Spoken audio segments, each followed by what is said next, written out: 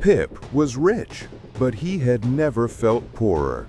Every night he was haunted by the same fear, the fear of losing everything. He tried hiding his seeds, but he forgot where he buried them. He tried stashing them in a tree, but the squirrels found them. His wealth had become a prison. Defeated, he went to the wise badger. "I can't live like this," he confessed. "There has to be a safer place for my seeds." The badger smiled. "There is, Pip, a place built for that very purpose." He took Pip to the institution as old as money itself, the Great Forest Bank. It was guarded by the strongest animals in the forest. Inside, it was calm, quiet, and felt incredibly secure. The badger introduced Pip to the head teller, Pearl the otter. Nervously, Pip made his first deposit. Pearl counted every single seed with lightning speed. In return for his mountain of seeds, Pip received a small, empty book. He looked at the book, then at the massive vault door. "Are you sure they're safe?" he whispered. The badger chuckled. "The safest place in the forest, Pip." A year passed. Pip returned to the bank, not out of fear, but out of curiosity. He handed his book to Pearl. She dipped her quill in ink and updated his balance. Pip looked at the book, and his eyes went wide. The number had grown. He hadn't added any seeds, but he had more.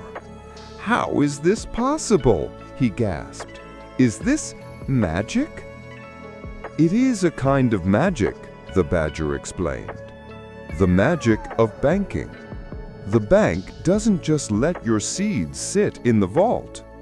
It takes a small, safe portion of all its deposits and lends them out to trustworthy borrowers, who use the seeds to build and grow.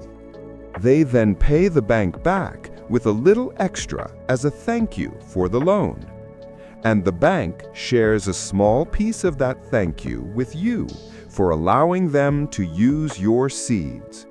That," the badger said, "is interest."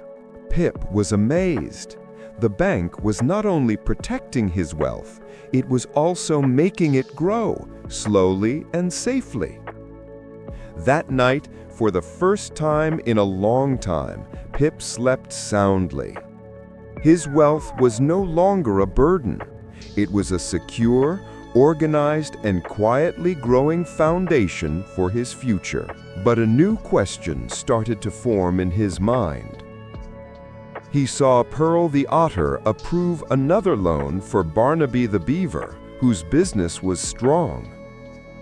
But then he saw her politely refuse a loan to a lazy-looking raccoon with a history of bad projects. He wondered, how does she know? How does the bank decide who is trustworthy and who is a risk? He was about to learn about the secret number that follows every creature in the forest, a number that determines their financial future. Subscribe to Gopher Business to learn what a credit score is and why it might be the most important number in your life.